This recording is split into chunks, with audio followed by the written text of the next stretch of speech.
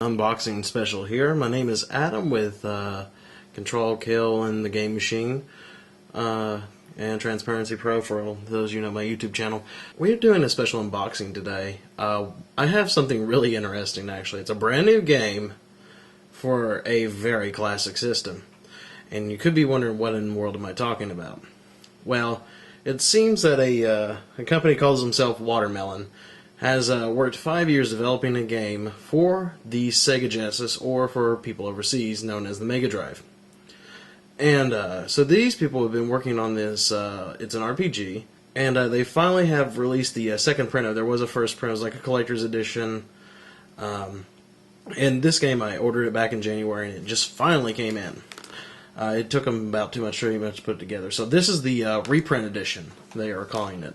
And here it is. This is the game called Pier Solar, or Pier Solar, just however you want to pronounce that. And so as you can see here, we'll just do a real close up. We'll probably do without the packaging actually. And you see right there on the side it says Genesis and Mega Drive. And this is made for both regions, so when I try peeling this off a little bit, so I'll try getting that sticker off and see if maybe I can do it without tearing it up. I've kind of carefully removed the tape there and sealed up like this, and it's really nice how nicely they took care of it. It came in like a crappy envelope, but yeah, at least they kind of put this in really nice protective packaging, and they even had their own seal, which is kind of nice. So okay, here we go. We're going to go ahead and extract this out. This is Pier Solar, and you can see it looks exactly like a Genesis case. Let me do a side-by-side comparison here with this, and I have like a copy of Sonic the Hedgehog 2, which has, you know, pretty much these two look pretty much identical. Their size, shape, and everything. So yeah, if you wanted to just put this on your shelf, you know, you could. So we're going to take a look at this. Of course, you can see the little clip on there that was, of course, if it was sold in a store, it would be hung on that. Another seal on it, Watermelon. Take a look at the back. Pier Solar. Watermelon is 16-bit RPG.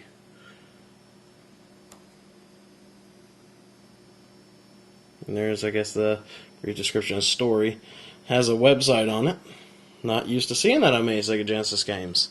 Also, this says 64 meg. And that's actually kind of interesting because most games were not that huge. I mean, space-wise, I mean, you gotta think, back then, you know, 16 megs was a huge deal. And, I mean, it was considered, you know, ridiculous. I mean, and 64 megabytes would have been, like, gosh, it would have made the game astronomically high. And, of course, there's some screenshots there. Oh, and it's PAL NTSC compatible, so it will work with US Genesis and Japanese and European Mega Drive consoles. We'll go ahead and open it up. And looks like you got all kinds of paperwork and stuff. I guess this is the booklet, the instruction manual, and it's in color. That's pretty nice. So, I mean, it's definitely a lot of love put into this thing. And I will, at the end, tell you guys more about how you can get your hands on this at the end, and the price. But yeah, there it shows the different Sega systems. And I believe this also works with the Sega clones as well. So, yeah, it's showing that it works with just about every model. So yeah, this should work with the Sega clones. And also another note, I have read up on it, that if you are wanting to pirate this game, you know, play it on your Genesis emulator on your computer, they've actually taken a lot of steps to copy protect it, so it may be near impossible to do that. Also, let's see what else we have here. Yeah, I can't believe this is a poster. We'll get a, I'll unfold this, get a picture shot of it, but yeah. Okay, so they give you a little bit for it. And last piece here, some stickers. It's kind of neat. Okay, and let me go ahead and show you guys the actual cartridge in here. Of course, they also branded it. Don't know if you can see that real well or not. It does have that little watermelon logo. And if we pop this cartridge out, and I'm also going to compare it to the Sonic 2 cartridge just for a point of reference here. that okay, so they're pretty much, you know, roughly the same size. But if you notice, like, look at that little indentation. And that is for the Japanese system, where the Japanese system would have this little insert. So that way, you know, back then copy protection didn't really consist of digital data, but pretty much physical locks, such as, you know, the way it's molded. Like, see, this would not fit on a Japanese system. This, you know, this was meant for the, you know, to fit in the Japanese slots. But yeah, this should fit in there, and of course they have their little watermelon logo on the back. So yeah, and that's pretty much it for the unboxing of it. So you can see they're definitely trying to do what they can to distance themselves from Sega on this one. And there's the watermelon logo right there. 20 years of Sega Mega Drive, the Genesis, of course. And here's the logo. Now, I just want you to take a listen to this opening track. It's really nice, kind of eerie, kind of sets a mood. And this shows you that still 16-bit hardware, or any of these older systems, still have great music and have a really amazing soundtrack. There's the options, which you can change your language from English, French, and so on. Also, you have save states. That's where you can manage the save states right there. Goodies, I guess it's for bonus content. Haven't really got to look at that. The About section is just credits. And this is where you can start a new game. So as you can tell so far, this is definitely a 16-bit RPG. The colors, everything. I will also mention that you definitely want to make sure you're not playing this on an HD TV if possible. If you can actually make it look like it's really good on HD TV, be my guest. But this is definitely best played on a older monitor, older screen for sure. Because the thing about the older CRT televisions is that they have a little bit more of a blurriness to them, so pixels don't look as harsh or look as bad. So, yeah, I noticed when I was doing the capture footage, I had to hook it up to my HD TV because a lot of my components and stuff were set up there. And I could definitely tell a difference for sure.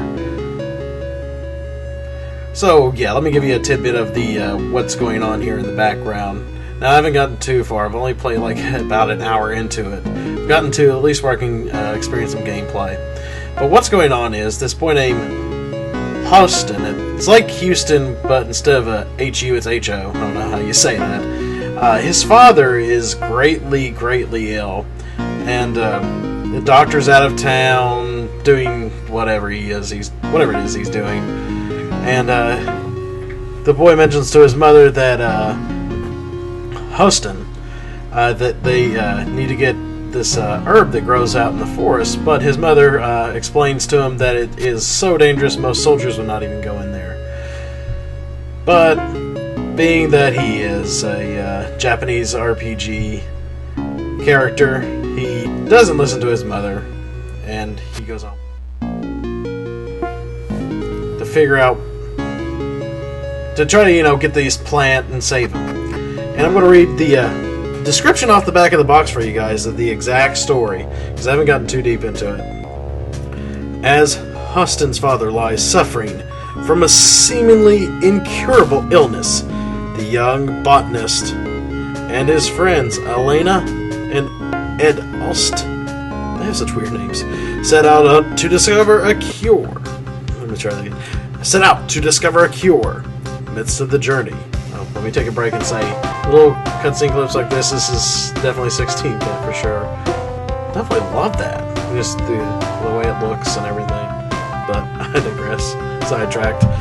In the midst of their journey, the three companions discover a secret that threatens to shatter the peace of their hometown and plunge the world into unimaginable chaos. As dark forces conspire, the group must race to find allies in a world tainted by ambition, past conflicts, where honor is memory and trust is never certain. So basically a typical Japanese RPG plot, at least the very start of the making of it. And this girl right here is Elena. A good friend of his. She likes to say that, "Oh, I'm your sister." And you're like, "No, you're not. Somebody's got to look after you." So yeah, that whole cliche. But yeah, pretty much you need to find it. In this part, you need to go to your house, get your dagger. She needs to go to her house, get a bow, and you need to find your goofy little friend. Now that you have you and your goofy little friend there, you're ready to go out. Let's take a look at the world map there. It doesn't really seem like it's. I think that I'm not for sure how this whole game is. Like I said, I've only been like here, but it seems like you just move to a location on the map, which is kind of nice and streamlined, and a lot of people like to explore. But sometimes you know you're going to run into a lot of monsters, and this is the random-based battle system. This is classic turn-based RPG. If you don't like classic turn-based RPGs, you probably won't get into this. If you like classic turn-based RPGs, then you'll probably find something to like here. And it doesn't try to overcomplicate things. Okay, here we go. We're going to show you a random battle. So you can do manual, auto options, which manual means you get to pick your moves. Auto means the computer picks everything for you. You got attack, which allows you to, of course, attack the enemies. Defend, spell, inventory. I'll actually have to take a look at gather. Gather, I think that actually allows you to collect items. Well, I'll go ahead and take a look at that while you take a look at some of this gameplay.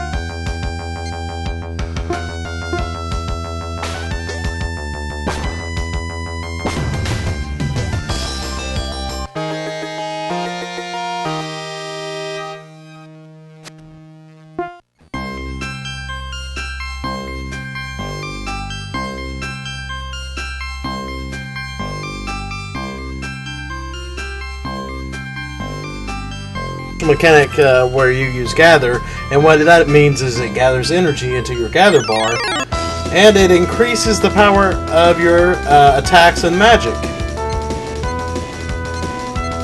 So, and then it looks like it also levels up as well. I wasn't quite for sure what that was, so yeah, I thought it was like you would get items, but no, actually it just increases the power of your moves and stuff. So if your character gathers, he pretty much powers up their attacks. You notice the one character, Edust. I'm probably saying that wrong again, but he seems to have the ability to throw items as looks like stones. So he also had a long-range attack, because his one attack never seemed to work out. Also, another note is that flying nasty thing up there, you cannot attack him with like swords or any kind of ground weapon, so you'd need arrows or something like that to reach him. Which of course is not unusual in most Japanese RPGs, but it's kind of, for me personally, kind of the first time I've ever seen that used at the beginning of a stage. So it's definitely not a, it's not, it may not be a cakewalk, but I don't know. And take a listen to the music of the game. Definitely classic 16-bit. Disadvantage pretty much means, yeah, you get first attack. And it's all random, it's all automated. I love the little animations there, and it's pretty nice for Sega Genesis. Definitely really, really nice. You can see that there's all kinds of little details. And if you notice, you see that animate option there. So you can turn the animations on and off. So yeah, it's a little detailed in what you can and can't do. Also, I just want to note that some of the details to the sprites and everything just look really great with the details of the forest and stuff. It's definitely one of the nicer looking Genesis games I've ever seen.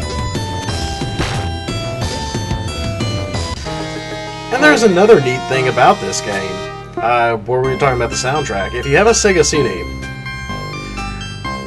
there's a CD you can actually get for the Sega CD. While you play this game, you can actually use the CD quality sound. So there's actually CD quality music that can go along with this. And you can actually go into the options and change that out. So if you don't want the chiptune music, you can actually pick a more different version. They do a comparison video on that. Of course, you can also run away from battles, as you saw there. Different enemy types, but it doesn't seem. The enemies can be a little relentless at the beginning, but I mean, it's pretty much you stock up on the items you need. You get experience. I mean, it really is a typical RPG. There's nothing that special, but right here where they're healing the characters, it goes into a nice little animation, and I just found that really quite awesome. That usually you'd never see those. In these games, usually it's just like, you go to a menu screen, you select a character, and it's like, oh, okay. And it'll hear like a little noise, and then, they're healed. But this one actually gives you a full animation, so that's really nice. And this really shows the power of this hardware. And I am playing this on a Sega Genesis Model 2. So, I mean, this really does show that, this system can still be kind of powerful for what it is.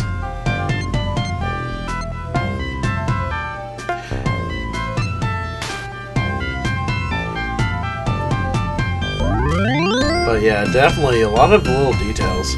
The only issues I've noticed with it so far is you can hold the B button to run, which helps you get around faster. But every once in a while there's some like objects that you can't tell whether you can go through them or not.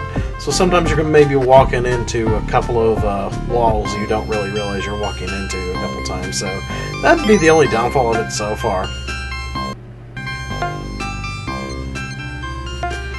But I will have to say, Notebook. Notebook actually, it's kind of nice because it's the reminder thing. It's the thing that reminds you is like, oh, I'm supposed to do this. Well, it's not very detailed and tells you exactly what to do, but it does say, hey, aren't we supposed to be looking for something? So, I thought that was pretty neat. Of course, there's items you can go unlock and stuff. And I just noticed it doesn't really limit you on where you can go, I guess, except in that area, but yeah, it's kind of cool that you can explore like that, so I think that actually kind of saves a little bit of time. Also, I don't know if I did mention this before actually, the 64 megabit cartridge. I noticed that sometimes there are some weird load issues as well. Like sometimes you can be in the middle of like talking to somebody, and then when you get done having a conversation with somebody, the game will stop for a few seconds, and you have to wait. I don't know if this is one of them or not. You're just having a conversation with this guy. He's just like, I'm cold and hungry and crippled.